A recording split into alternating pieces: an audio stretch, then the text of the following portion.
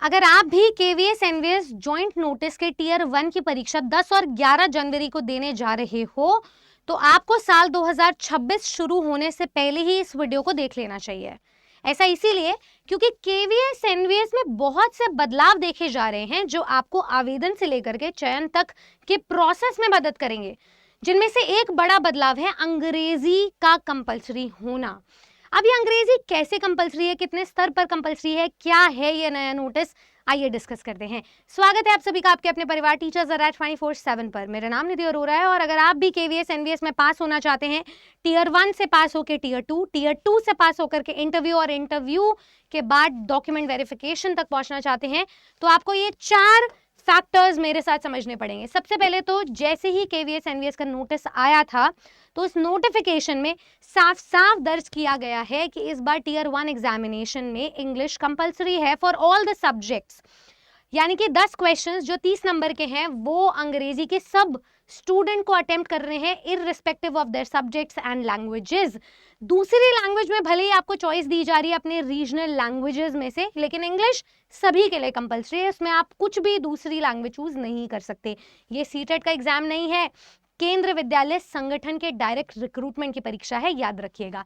दूसरी बात कर लेते हैं, नोटिफिकेशन में ही एक और चीज दर्ज की गई थी इस बार कि ओवरऑल जो आपका मीडियम ऑफ पेपर होगा वो 2 भाषाओं में होगा, जिसमें से एक भाषा इंग्लिश कंपलसरी होगी और दूसरी कोई भी लैंग्वेज आप खुद से चूज कर सकते हो। तो हर बच्चे के लिए अलग अलग मीडियम में पेपर मिलेगा, पर इंग्लिश फिर भी कंपलसरी होगी फॉर ऑल द सब्जेक्ट्स। हो सकता है टीयर 2 में भी यही इंस्ट्रक्शन आपको दी जाए। तो आप ये याद रखें कि चाहे आप टीयर 1 पास करें चाहे टीयर 2 पास करें, बगैर अंग्रेजी के आप अपने सब्जेक्ट की सोशल साइंस, इकोलॉजी, इनकी टर्मिनोलॉजी भी नहीं समझ सकते हैं। नंबर 3 पॉइंट बीइंग कि अगर आप अपने नोटिफिकेशन की एलिजिबिलिटी को चेक करेंगे ना, तो अधिकतर सब्जेक्ट्स में यही पाया जाएगा एक डिजायरेबल क्वालिफिकेशन के रूप में कि एक कैंडिडेट कम से कम बाइलिंगुअल होना चाहिए। And by bilingual KVS NVS का जो प्राइमरी मोटो होता है वो होता है कि कम से कम बच्चा इंग्लिश और हिंदी में निपुण होना चाहिए सभी सब्जेक्ट्स में, ताकि वो अपनी बातों को स्टूडेंट्स तक पहुंचा सके। और इसी पॉइंट को हम ले चलते हैं अपने इंटरव्यू के पॉइंट तक, जो होगा आपका फाइनल डिसाइडिंग फैक्टर और आपका गेम चेंजर। आपके फाइनल मेरिट लिस्ट में इंटरव्यू के 15% मार्क्स जुड़ेंगे। तो आपको ये समझना है कि वो 15% मार्क्स में से मैक्सिमम मार्क्स डिराइव कहां से होते हैं। हमेशा इंटरव्यू में एक पैनलिस्ट बैठा होता है जो पर्सनालिटी को चेक करता है और स्कैन करता है। वो आपके खाने पीने, उठने बैठने के हुलिये से लेकर के आप कैसे अपने आप को अभिव्यक्त करते हैं वहां तक की बातों को पूरा जज करता है। वो आपको आत्मविश्वास आप कितने हो ये असेस करता है, तो उस बेसिस पे आपको नंबर दिए जाते हैं। तो अगर आपकी शुरुआत अच्छी होगी, आप may I come in ma'am, thank you ma'am, please be seated, उसके बाद आप अपना इंट्रोडक्शन शुरू करोगे और वो भी अंग्रेजी में, तो आपके पॉइंट्स वहीं से बनना शुरू हो जाते हैं इंटरव्यू में। तो देखो, अंग्रेजी आए ना आए ये मैटर नहीं करता है, लेकिन कम से कम नहीं तो अगर आप किसी सब्जेक्ट के अभ्यर्थी हो तो आपका इंट्रोडक्शन इंग्लिश में देना जरूर आना चाहिए। हाँ, मान लो अगर आप किसी संस्कृत लैंग्वेज या उर्दू लैंग्वेज के अभ्यर्थी हो, कैंडिडेट हो, तो आप उसी लैंग्वेज में अपना पूरा परिचय से लेकर के इंटरव्यू दोगे। लेकिन अगर आप सोशल साइंस, मैथ, साइंस जैसे सब्जेक्ट से बिलोंग करते हो या इंग्लिश से बिलोंग करते हो, तो पैनलिस्ट हमेशा एक्सपेक्ट करते हैं आप कम से कम अपना इंटरव्यू जिसको आप अच्छे से पढ़कर आते हो, जो पक्का पूछा जाता है, वो तो आप इंग्लिश में अटेम्प्ट करो ही करो। उसके बाद आप बाइलिंगुअल हो सकते हो, क्योंकि क्या है ना, केवीएस एनवीएस जैसी संस्थाएं आपको इतना मेंटली स्ट्रांग बनाना चाहती है, क्योंकि ये ट्रांसफरेबल जॉब्स हैं। आपकी पोस्टिंग साउथ में भी होती है, वहां पर अगर आप स्टूडेंट्स को सीबीएसई और एनसीईआरटी करिकुलम से वाकिफ करवाना चाहते हो, वो तभी संभव होगा जब आप एक मिडिल ग्राउंड निकाल करके एक लैंग्वेज सीख लोगे, तभी संभव होगा। तो वहां के स्टूडेंट्स भले ही आपकी मदर टंग ना जानते हो एंड वाइस वर्सा, आप उनकी मदर टंग नहीं जानते, पर आप दोनों के लिए मिडिल ग्राउंड होगा इंग्लिश। तो इंग्लिश तो बेर मिनिमम आनी ही चाहिए।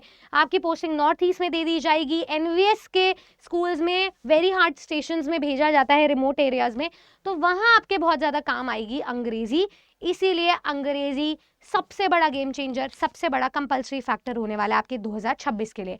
और केवीएस एनवीएस ही क्यों, आने वाले जितने आपके परमानेंट टीचिंग रिक्रूटमेंट के एग्जाम्स हैं उन सभी पर अगर आप माहिरता हासिल करना चाहते हो, सफलता चाहते हो, एक सीट पक्की करना चाहते हो, तो बगैर इंग्लिश से संभव नहीं हो पाएगा। तो कुल मिलाकर के अगर आपको सक्सेस की सीढ़ी को क्लाइम करना है एंड फिनाले गोल तक जाना है तो साल 2026 से पहले ही समझ जाओ कि अंग्रेजी की महत्वता क्या है। गॉन आर दोज डेज जब लोग कहा करते थे कि साइमन चलेगा और अंग्रेजी छोड़ गए। आज की डेट में हर अंग्रेजी का टीचर, एटलीस्ट मेरे जैसा टीचर, आपको आपकी ही लक्ष्य भाषा, आपकी मातृभाषा का इस्तेमाल करके पढ़ा रहा होता है। तो बाइलिंगुअलिज्म एक ऐसा मोड है जहां पर टीचर्स आपकी दोनों ही भाषाओं में निपुण होकर आपको वो पारंगतता की तरफ पहुंचाते हैं। अगर आप भी अंग्रेजी की मदद से किसी भी सेंट्रल टीचिंग एग्जाम्स में सफलता चाहते हैं तो आज ही हमारे साथ जुड़े हमारे टीचिंग के महापाक में या सेंट्रल टीचिंग महापाक में, जो आपके सिलेक्शन को सुनिश्चित करेगा, जो आज की डेट में आप जैसे लाखों परिवारों को रोजगार दिलवाएगा और सिक्योर करेगा मिनिमम फीस के अमाउंट में। वो अमाउंट आप न्यू ईयर ऑफर स्पेशल समझ लीजिए, हमारी तरफ से वो एक तोहफा है ताकि आप साल 2026 की प्लानिंग और रणनीति को अभी से अंजाम दे सके। तो आप नीचे दिए गए नंबर पे कॉल कर सकते हैं। दूसरी चीज, टीचिंग महापैक के लिए लिंक आपको दिया गया है कमेंट सेक्शन में भी और डिस्क्रिप्शन बॉक्स में भी, वहां से विजिट कर सकते हैं। डिस्काउंट के लिए कूपन कोड लगा सकते हैं Y449। लेकिन जनवरी 2 से आपके जितने भी आने वाले बैचेस हैं उनमें पहले ही दिन अपनी पार्टिसिपेशन दिखाना, क्योंकि कहते हैं ना पहले दिन आप जो करते हो वही होता है, तो आपको वहीं से ही अपनी तैयारी को शुरू करना है। सफलता की इस जर्नी में मैं आपसे जानना चाहूंगी कि आप कौन से एग्जाम की तैयारी कर रहे हो साल 2026 में, केवीएस एनवीएस के कौन से सब्जेक्ट से अपीयर होने वाले हो टियर 2 में पहुंचने के लिए, ये मुझे कमेंट करके बताना। सब्सक्राइब कर लें टीचर्स आवाज 24/7 को। मैं मिलूंगी आपसे 2026 में एक नई शुरुआत और एक नए अंत के साथ। जय हिंद।